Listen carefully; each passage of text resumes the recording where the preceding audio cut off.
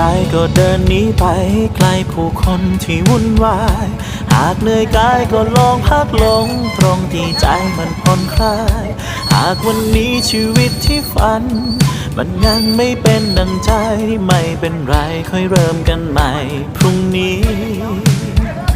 ออกเดินทางไปบนถนนหาตัวตนที่เรามี